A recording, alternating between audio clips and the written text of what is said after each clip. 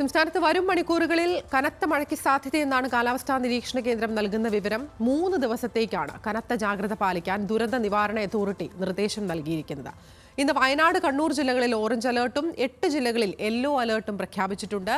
കടൽക്ഷോഭത്തിന് സാധ്യതയുള്ളതിനാൽ തീരപ്രദേശത്തുള്ളവർ ജാഗ്രത പാലിക്കാനും നിർദ്ദേശമുണ്ട്. വിവിധ മേഖലകളിൽ നിന്നുള്ള വിവരങ്ങളുമായി ഞങ്ങളുടെ പ്രതിനിധികൾ ചേരുകയാണ്.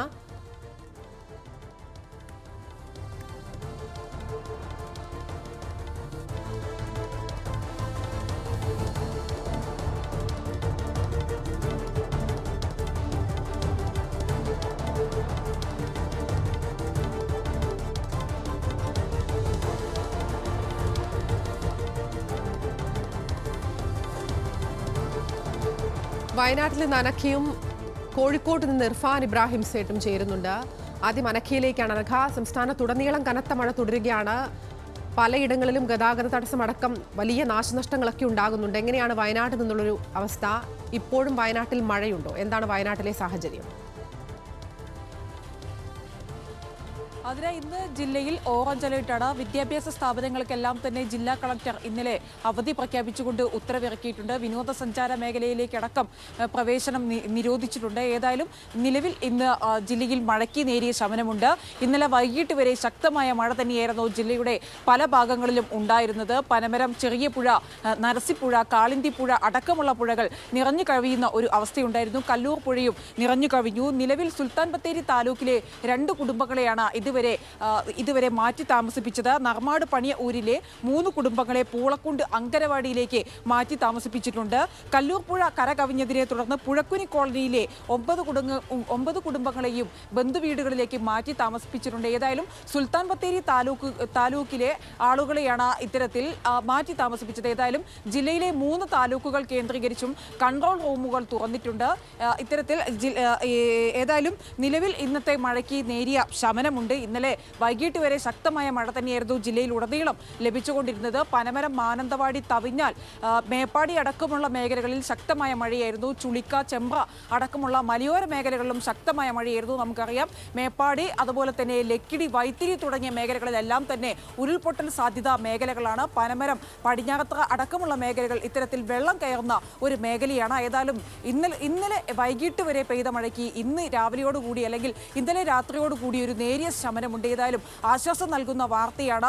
മറ്റ് അനിഷ്ട സംഭവങ്ങളൊന്നും തന്നെ ഉണ്ടായിട്ടില്ല. പരമാവധി യാത്രകളെല്ലാം തന്നെ ഒഴിവാക്കണമെന്ന് ജില്ലാ കളക്ടർ അടക്കം ഇന്നലെ വ്യക്തമാക്കിയിരുന്നു. ചുരം വഴിയുള്ള രാത്രി യാത്രകളടക്കം പരമാവധി കുറയ്ക്കണമെന്നും ജില്ലാ കളക്ടർ വ്യക്തമാക്കുന്നുണ്ട്. വയനാട്ടിലേക്ക് എത്തുന്ന ചുരങ്ങളിലൂടെയുള്ള യാത്രകൾ പരമാവധി ഒഴിവാക്കാൻ തന്നെയാണ് ജില്ലാ കളക്ടർ നൽകുന്ന നിർദ്ദേശം. ഏതായാലും വയനാട് ജില്ലയിൽ ഇന്ന് ഓറഞ്ച് അലേർട്ടാണ്. വിദ്യാഭ്യാസ സ്ഥാപനങ്ങൾക്കെല്ലാം തന്നെ അവധി പ്രഖ്യാപിച്ചിട്ടുണ്ട്. വിനോദസഞ്ചാര മേഖലകളിലേക്കടക്കം ഇന്ന് പ്രവേശനം നിരോധിച്ചിട്ടുണ്ട്. ഏതായാലും ജില്ലയിൽ ഇന്ന് മഴയ്ക്ക് നേരിയ ഒരു ശമനം ഇപ്പോഴുണ്ട്. എന്തായാലും വയനാട്ടിൽ മഴ അല്പം മാറി നിൽക്കുകയാണെന്നാണ് മനസ്സിലാക്കുന്നത്. എന്നിരുന്നാൽ തന്നെയും വയനാട്ടിൽ ഓറഞ്ച് അലർട്ട് തുടരുന്നു എന്നും മനസ്സിലാക്കുന്നു. വിദ്യാഭ്യാസ സ്ഥാപനങ്ങൾക്കടക്കം അവധി പ്രഖ്യാപിച്ചിരിക്കുകയാണ് വയനാട്ട്. ഇനി കോഴിക്കോട്ടേക്കാണ്. ഇർഫാൻ ഇബ്രാഹിം സേട്ടുണ്ട്. ഇർഫാൻ, കോഴിക്കോട് ഈ അലേർട്ടിന്റെ പരിധിയിൽ, മഴ മുന്നറിയിപ്പിന്റെ പരിധിയിൽ വരുന്ന ജില്ലയാണോ? കോഴിക്കോട് ഇപ്പോൾ മഴയുണ്ടോ? എത്തരത്തിലാണ് കോഴിക്കോട് നിന്നുള്ളൊരു സാഹചര്യം ഇർഫാൻ? കോഴിക്കോട് നഗരത്തിൽ ഇപ്പോൾ മഴയ്ക്കൊരൽപ്പം ശമനമുണ്ടെങ്കിലും കോഴിക്കോട് ജില്ലയിൽ പൊതുവെ ശക്തമായ മഴ തുടരുകയാണ്. മലയോര ഭാഗങ്ങളിലാണ് അതിശക്തമായ മഴ പെയ്യുന്നത്. താമരശ്ശേരി, അതോടൊപ്പം തന്നെ കൂടരഞ്ഞി ഭാഗങ്ങളിലും കുറ്റ്യാടി ഉൾപ്പെടെയുള്ള മലയോര നാദാപുരം, അതോടൊപ്പം തന്നെ ആ പ്രദേശങ്ങളിലൊക്കെ കാര്യമത്തിൻ്റെ മഴയുണ്ട് എന്നാണ് മനസ്സിലാക്കാൻ കഴിയുന്നത്. അതോടൊപ്പം തന്നെ വടകര ഉൾപ്പെടെയുള്ള ഭാഗങ്ങളിലും ഈ പ്രധാനപ്പെട്ട നഗരങ്ങളിലെല്ലാം അതിശക്തമായ മഴ പെയ്യുന്നുണ്ട്. കഴിഞ്ഞ 2 ദിവസമായി നിർത്താതെ പെയ്യുന്നൊരു മഴയുടെ സാഹചര്യം ജില്ലയിൽ പൊതുവെ ഉണ്ട് എന്ന് നമുക്ക് പറയാൻ കഴിയും. ജില്ലയിൽ നിലവിൽ വിദ്യാഭ്യാസ സ്ഥാപനങ്ങൾക്കൊന്നും തന്നെ അവധി പ്രഖ്യാപിക്കുന്ന ഒരു സാഹചര്യം ഉണ്ടായിട്ടില്ല എന്നുള്ളതാണ്.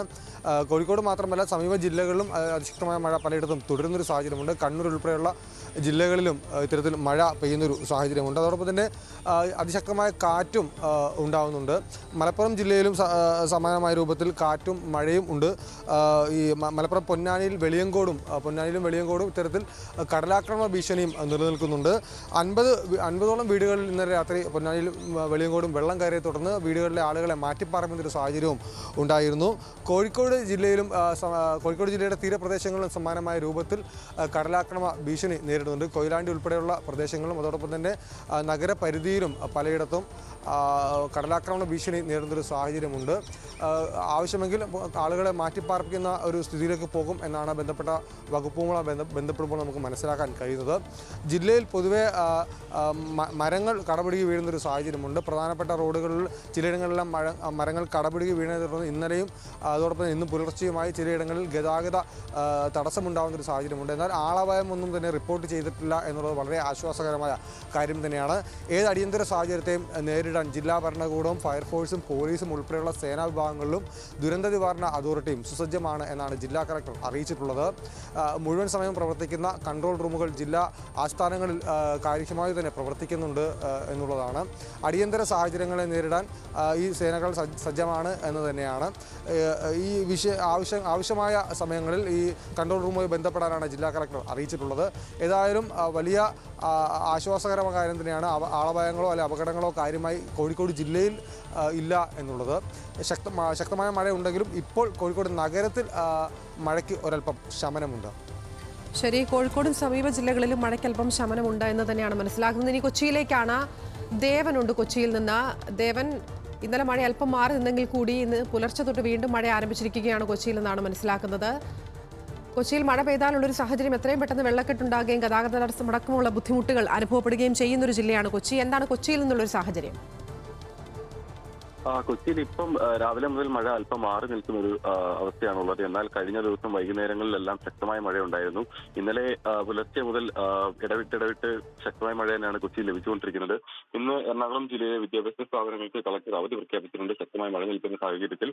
ഒപ്പം തന്നെ മുൻകൂട്ടി പ്രഖ്യാപിച്ചിട്ടുള്ള പരീക്ഷകൾക്കൊന്നും മാറ്റം ഉണ്ടായിരിക്കുന്നതല്ല എന്ന് കൂടി കളക്ടർ അറിയിച്ചിട്ടുണ്ട്. ഇന്നലെ പെയ്ത മഴയിൽ ജില്ലയിൽ ഒട്ടാകെ വിവിധയിടങ്ങളിൽ ചെറിയ രീതിയിലുള്ള നാശനഷ്ടങ്ങളുണ്ടായി. പ്രത്യേകിച്ചും തീരദേശ മേഖലയിൽ കടലാക്രമണം രൂക്ഷമായി നിൽക്കുന്ന ഒരു സാഹചര്യമാണുള്ളത്. ഇടവനക്കാട് മേഖലയിലെല്ലാം കടൽ കയറുന്ന ഒരു സാഹചര്യം കൂടി ഉണ്ടായിട്ടുണ്ട്. കടൽ കയറിയ വീടുകളിൽ വെള്ളം കയറിയ വീടുകളിൽ നിന്നെല്ലാം താൽക്കാലികമായി മാറ്റി പാർപ്പിച്ചിട്ടുണ്ട്.